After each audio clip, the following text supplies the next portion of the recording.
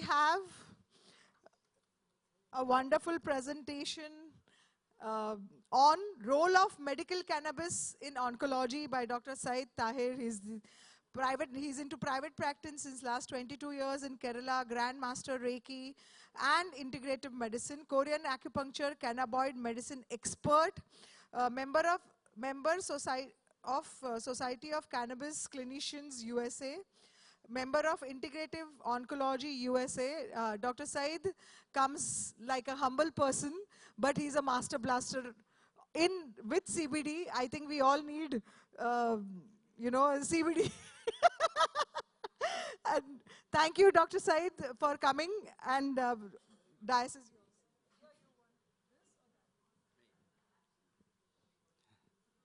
I think good morning, and after amazing euphoria of Dr. Priti's voice and her laughter, the whole room is filled with euphoria. So I think I don't have to talk about euphoria at all. I don't have to talk much about cannabis at all. So I'm going to restrict myself to run into the presentation. So the question is, does cannabis work in cancer? So I think we'll start with a simple case. So before I do this was the judgment that came, right? So the Delhi High Court has said that there was never a ban on medical use of cannabis. Okay, so but there are so many things that the state, it is up to the state of Maharashtra is little confused based on the laws for it, but I think they're allowing the doctors to stock and use it. So we don't have to worry about that. And then the risk that they are telling this, you need to know the risk before using it, and please don't use it as a first line of treatment. So that was what the whole thing was, and the case was dismissed, and no further case will be entertained by any courts till the government comes out with some regulation for it. So we wait for that regulation. So I think we all are doing this, so I don't have to talk about that. We don't have to wait for the need of a particular study to come out, RCT to come out to use it. We use it based on the facts that we know that we can use it of. And knowing it is so safe. Same thing does with the ozone also. We all started with, okay, let's use and see. Because we are not going to wait for everything. And we know that the so-called peer-reviewed journals and all, they're all going to lag behind. Because the people have their own vested interest in that. So let's study a case. So this case is from Coimbatore, sir. Okay. So this particular gentleman came.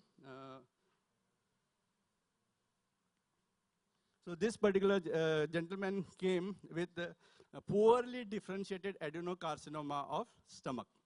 And he's already 74 years. He thought, let me die.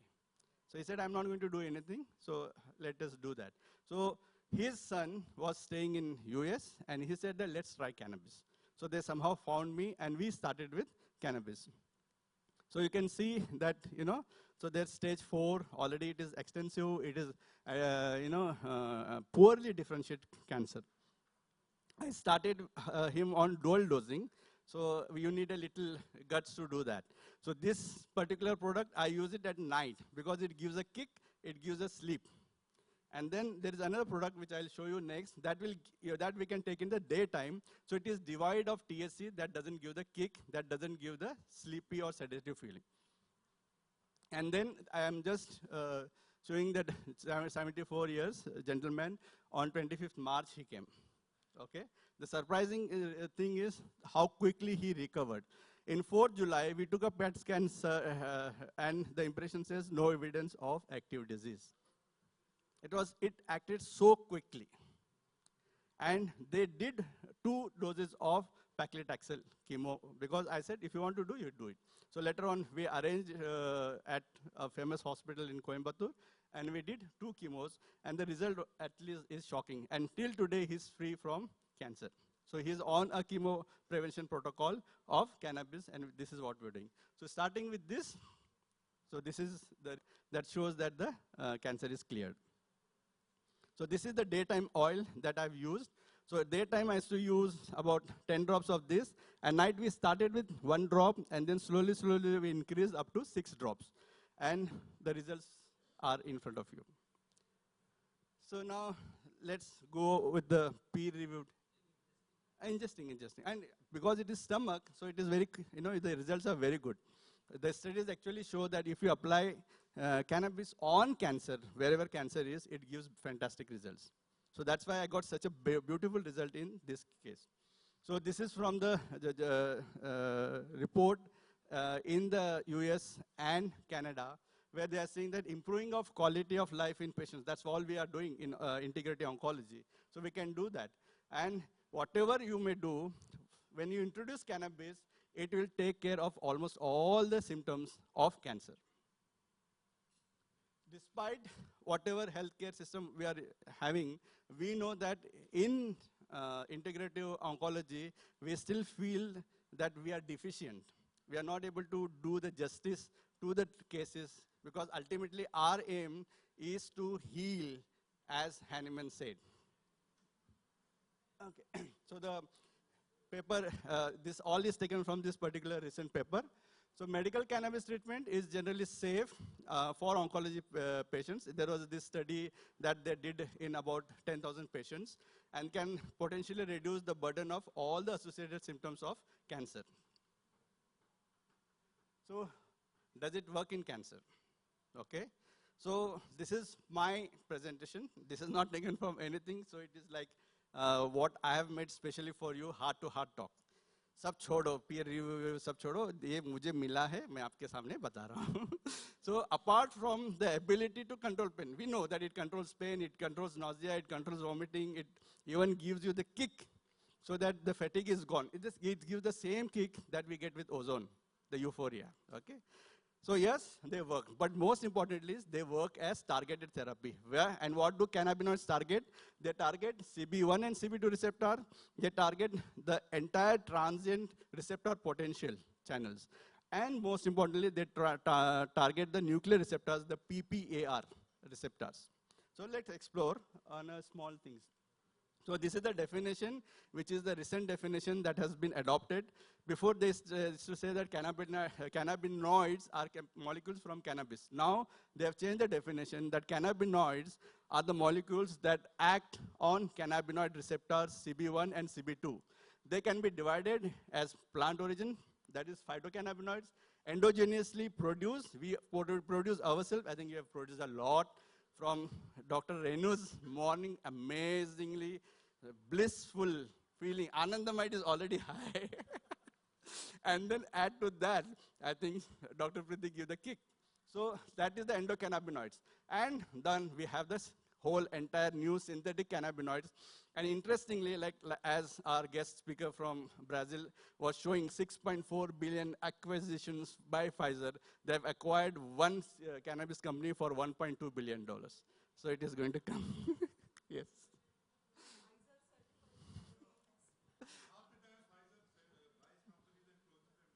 That is also there. That's what we are watching them outside. No, it is only Ayurvedic formulations in India. Yeah. So then actually there, yeah. So DGCI has approved 2 products, but I think the companies are lagging behind schedule. So we'll just wait. They have approved a product of CBD 100 milligrams per ml for epilepsy, but I think we'll wait for that to come. No. So this is another case of parotid adenocarcinoma, and the results were amazing. Just a matter of 3 weeks, the swelling had disappeared. And the thing is that I think he was already using cannabis in his younger age, so I could use very, very high doses to see this. So in between, I'll be posting some photos so that let's generate interest in cannabis. And the danger part will come the last.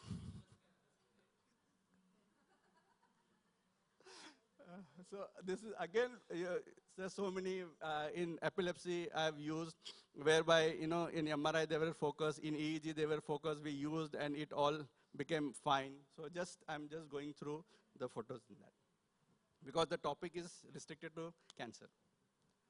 Okay, so now in order to use cannabis, we need to understand the endocannabinoid system and how it behaves in our body.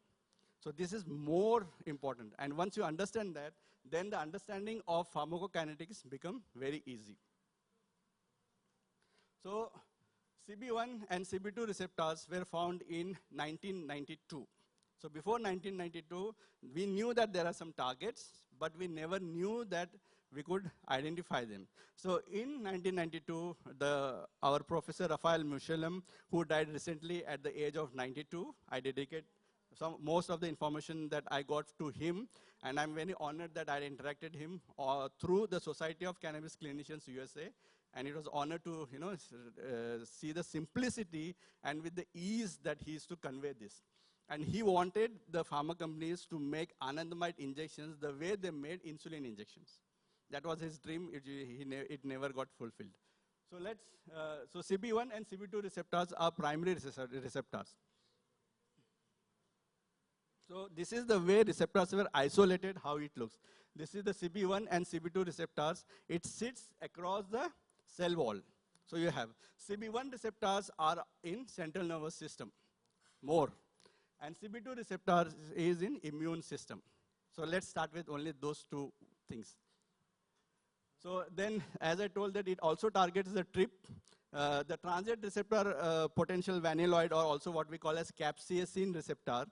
So there also the cannabis works. And also the PPAR receptors, because of fatty, non-alcoholic fatty liver, I think lots of concentration has come with PPARs. And we use pioglitazone for that, right? So the same way, this acts on that. So TRPV1 is from the transient receptor potential, and it transfers the sodium and potassium across, along with the voltage-gated channels. And this is like the TRPV1 especially contributes to the heat and inflammation sensations. Touch, pressure, temperature, the TRPV1 is responsible. So you can imagine it is present all over. And it is what they call as capsaicin receptor, because capsaicin directly stimulates, acts as an agonist to it. Then second one is, what they found is, if TRP are altered, TRP receptors are altered, that leads to tumorigenesis. That's why I think the oregano oil, the pepper treatment is so famous in US. They eat lots of, but we use daily, so we don't have to do that additionally. And there's PPAR, like peroxisome proliferator activated receptors. These are very specific. They are nuclear receptors. They generate the gene transcription from the nucleus to the periphery. So if you can target this, you can imagine how well you can control not only the cancer, even the metabolic disorders. And especially, it is involved in cancer pathogenesis and growth. And this is where I think I can't help it. Sorry, I can't help. The disease-modifying agents. I think experts are there. Dr. Praveen Saxena is there. The disease-modifying agent. I think you know what is it is my modifying agent, right? Sir call it Sanjeevani Vibhuti, I call it Babaji Ki Bhuti. So that is the disease, because I think from the ICMR, the first tweet that he did was, all the COVID vaccines, they don't prevent COVID, but they modify disease. In healthy people, what are you modifying? That itself was like, get lost. So that was the time we don't. So all the disease modifying agents, they actually take toll on PPAR receptors, along with what yesterday Madam told about P53. The tumor suppressor gene 53 gets mutated under the effect of COVID vaccine, whether you like it or not. I am seeing and I'm crying. Okay, now what does these receptors do? Because I'm promoting cannabis as a targeted therapy for cancer. So CB1 receptors is related to the cell viability. So you attack CB1 receptor, the cell viability is where we are seeing the results in. The healthy cells live longer. The ceramide synthesis increases. And then it doesn't transfer, the cancer doesn't enter into that. CB2, under the direct effect of CB2, you get apoptosis. There are so many studies, and Pfizer is going to come out with a drug for breast cancer to target the CB2 receptor in particular, azelaic acid. And TRPV1 is for inflammation in invasiveness. So the cancer invades through the TRPV1 because it is placed everywhere. And when the nuclear mutations are there, that's where the PPAR receptor can be targeted, and cannabis targets all these four receptors simply. Okay. Okay. Now this is the conclusion that the Society of Integrative Oncology had presented once. I'm also a member of that. So in that, what they concluded is phytocannabinoids have been found to inhibit tumor growth, cause apoptosis in cancer cells while sparing the healthy cells because of synthesis, ceramide synthesis. Inhibits metastasis, especially it acts very good in something called as TAM, tumor-associated macrophages. Nowadays, we do CTC counts in liquid biopsy. But the oncologists, they do just for a fashion. They don't know what to do with it. They don't know what they can do. What does that mean to them? How do you do it? That is when I think Sir also told yesterday about vitamin C, right? That is where it targets, because it targets the circulating cancer cells much better than the cancer itself. So that is how it inhibits the metastasis. It inhibits angiogenesis. This is the first result that I see with cannabis. So you see, we do that FDG uptake. So the SUV max score is 25. Nowadays, I am seeing that. Earlier, I used to see 3 to 8 to 10.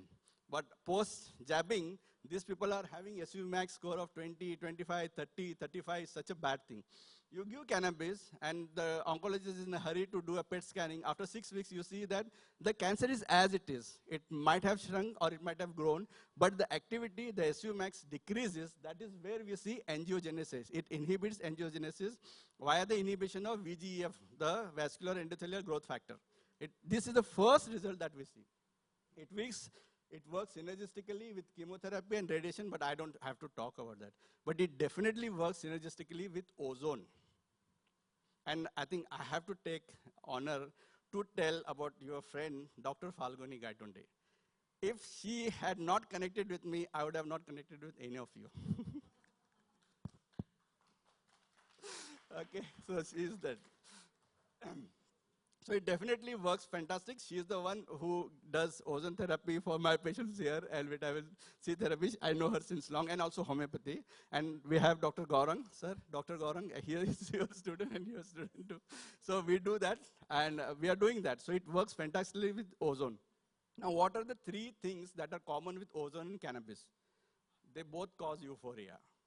So that is what we need in cancer in a patient who is terribly ill. A feeling of wellness, euphoria. So you feel that right from that first dose itself. It works as antioxidants. Both it works as antioxidants. It works on the redox mechanisms, right? Both works. But this is not a strong antioxidant. Cannabis is not a strong antioxidant as strong as ozone. That is where we can use both together. And Dr. Leni gave me a very, very important tip that if you're using really high doses of vitamin C that day, and after that you're not supposed to use the cannabis. That is because of the redox mechanism, because it's already working in favor, so we wait for it. Because this will work only as antioxidant and nothing else in that manner. But when you're targeting with the CB1, CB2 and all receptors, here is the mild dosing or something called as the micro dosing is enough, because they will target the receptors.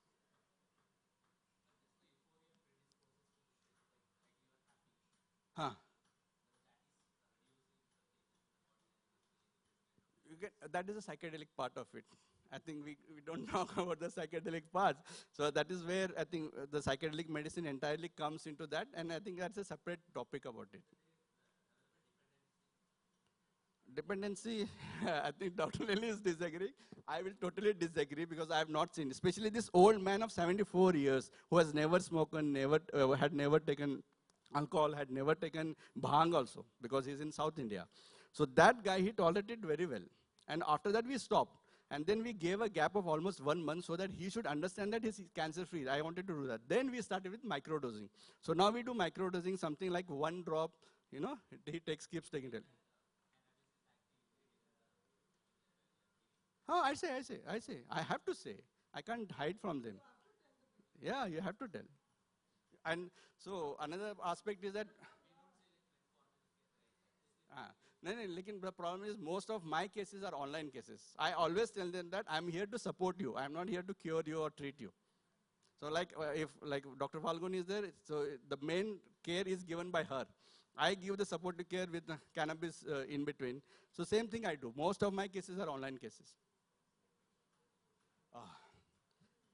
You want me to talk about this? No. So this is what the theory says that cannabis works in this particular thing. So I have 12 minutes. So I can talk a little about it. So, okay. So as I told, so this is a cell wall. On the cell wall, you have CB1 and CB2 receptors, the TRPV1 receptor, GPR55 receptor, especially in breast cancer.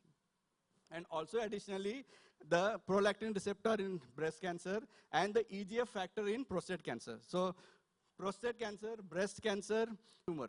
So this is where they had done the studies. They applied the cannabis oil directly on the cell line, and that's what they have concluded. So from the CB1 receptor, the ceramide synthesis enzyme is stimulated, the ceramide levels increase, and that is responsible for the cell viability. And indirectly, it stimulates through the ERK pathway, the apoptosis. Yeah. So in via the PKI3 pathway, it causes apoptosis. So these are the two most commonly that I see in the clinical output. Because the activity of ceramide, I know that if I'm giving an adequate dose of cannabis, the metastasis is not going to go bad. So they stay at that level at least.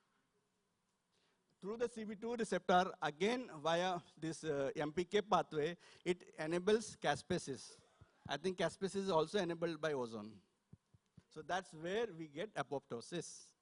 So it is so much synergetic. And through TRPV1 receptor, again, the redox mechanisms are activated, mitochondria is activated, and apoptosis occurs.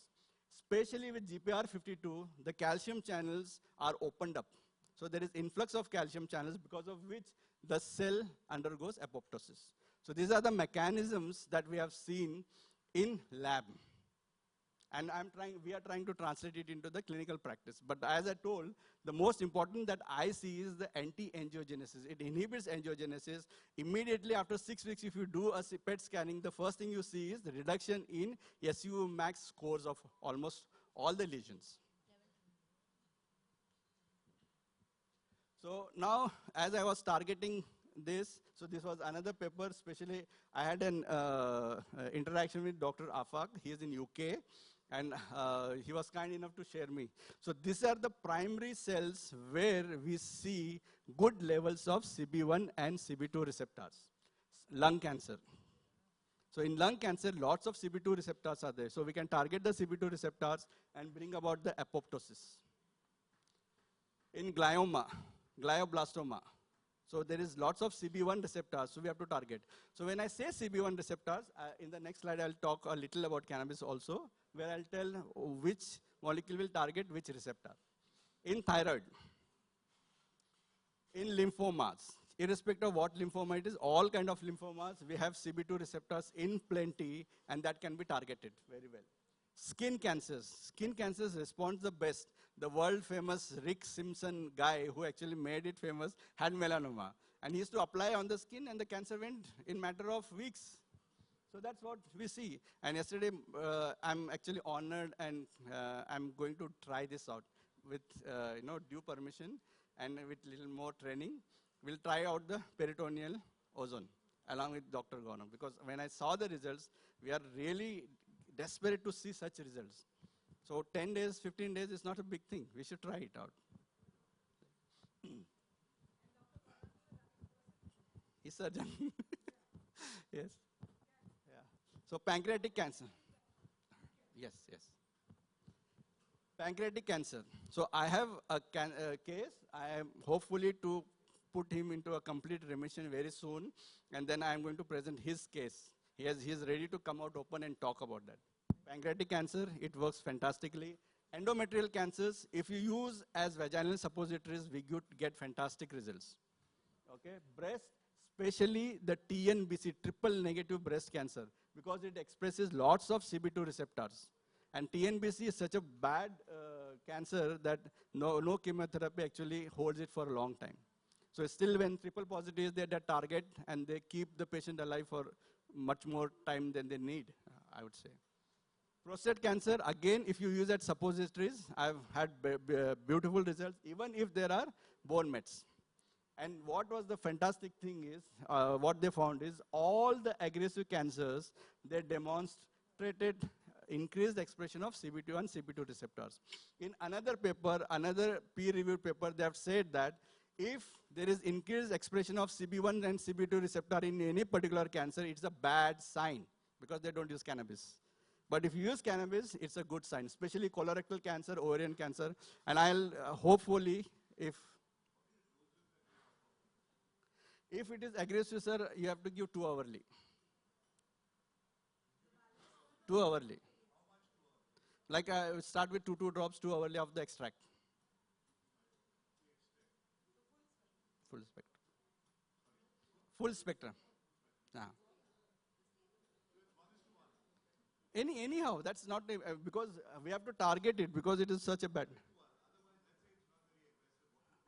Like for example, in lung cancer, I go with high CBD because there are innumerable studies now, at least 15 studies have shown that CBD alone is able to stimulate the apoptosis in lung cancer. So I go with high CBD when it comes to lung. When it comes to glioma, I go with high THC because it is the THC that stimulates the CB1 receptor. So we need that. So when it comes to thyroid, again CB1 receptor, so we need high THC.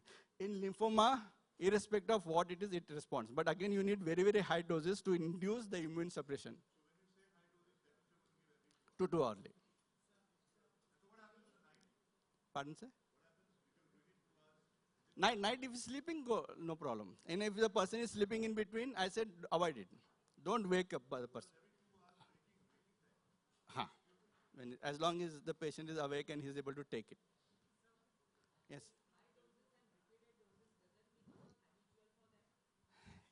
I think when we were doing palliative care, so the first thing they told is, please don't ask this question in a terminal cancer patient because after all they are going to die. So we don't think about the opium doses. Then why you have to think about cannabis, which doesn't have that thing?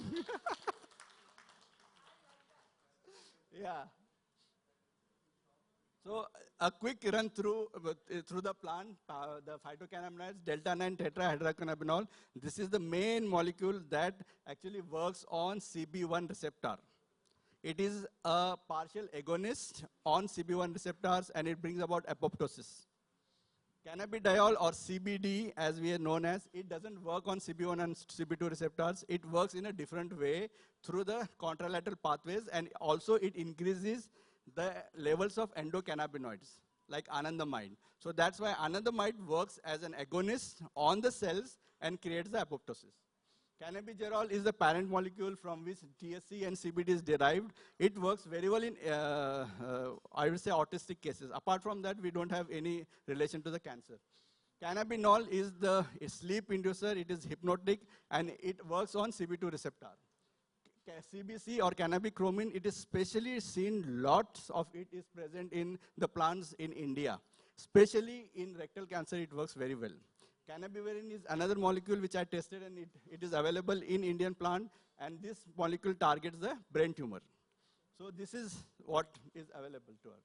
And the best thing is, if you use the whole thing, it brings about a synergy, a combined synergistic effect. So all the CB1, CB2, GPR53, TRPV1, all the receptors get targeted equally.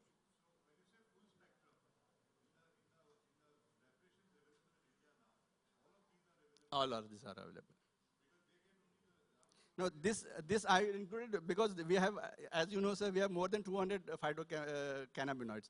But I've included this because I had sent samples of cannabril and another 2 brands to Canada, and Dr. Amanullah, who works as a cannabinoid consultant in dementia, for dementia research, he was kind enough to test it in his university.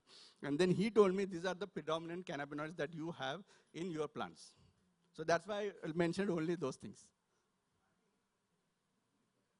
Okay, I think I'll just go through this quickly.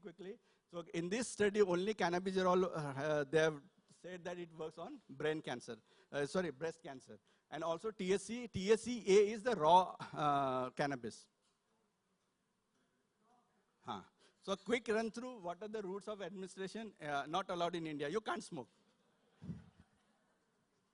So orally, yeah, bioavailability is 60 to 25% depending on how you use it. If you use it through ghee, the bioavailability is more. If you use it through olive oil, the bioavailability is more. If you use it through coconut oil, the bioavailability is more. Huh. So we start with OD or BD doses, even HS. I start with as HS doses, then shift to BD. Not available in India, sir. They extract and they evaporate the alcohol. So we don't have alcoholic extracts. Only the homeopathic extracts, homeopathic solutions only there. But they don't act on CB1 and CB2 receptors because when I tested the Schwabe's tinctures, it is 0.25%.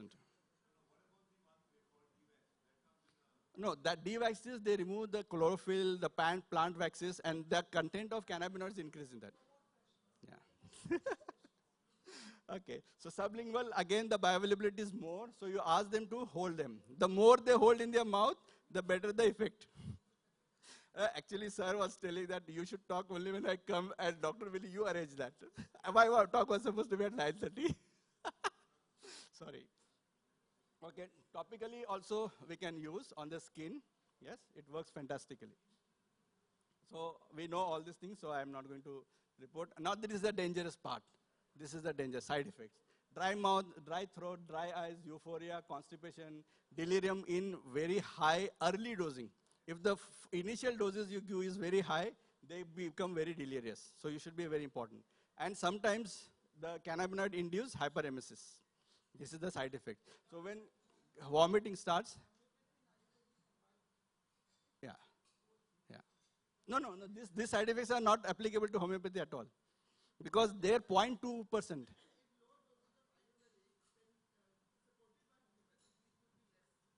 Definitely. And all these, I tell, all these side effects are comparable with pregabalin.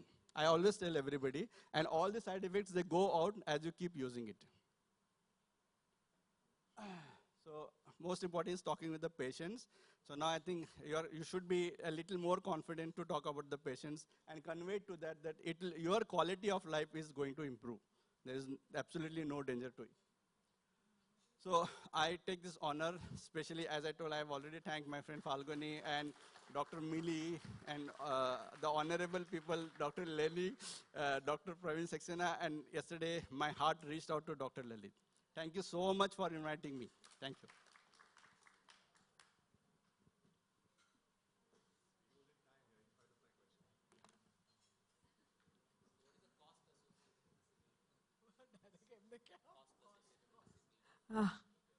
You want question? Okay, he's all yours, Dr. Reza outside.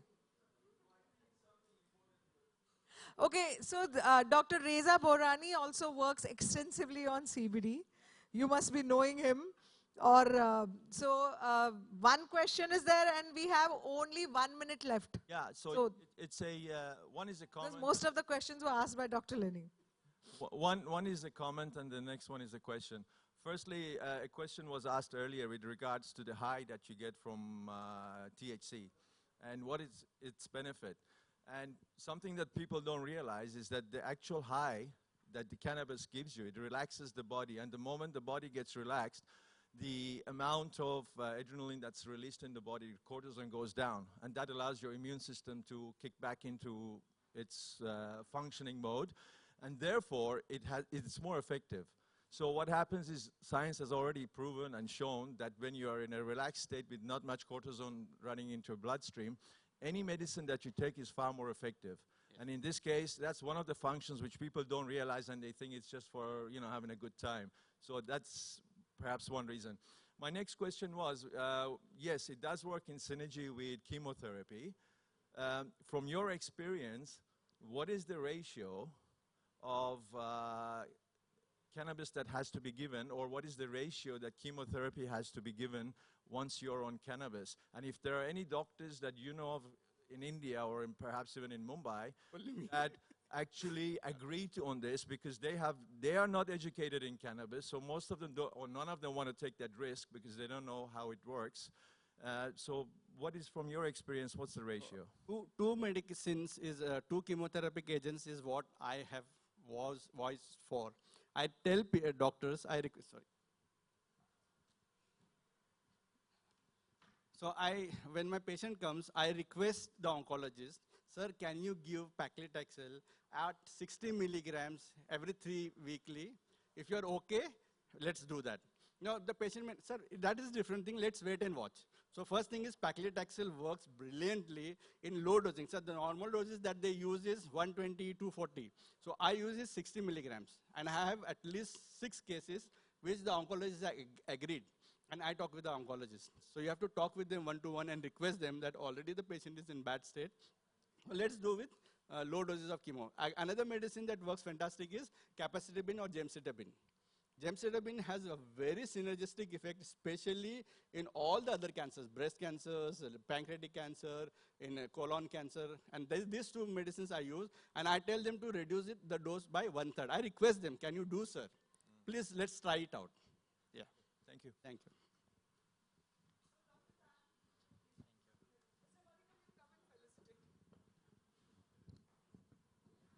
So I request Mr. Manikam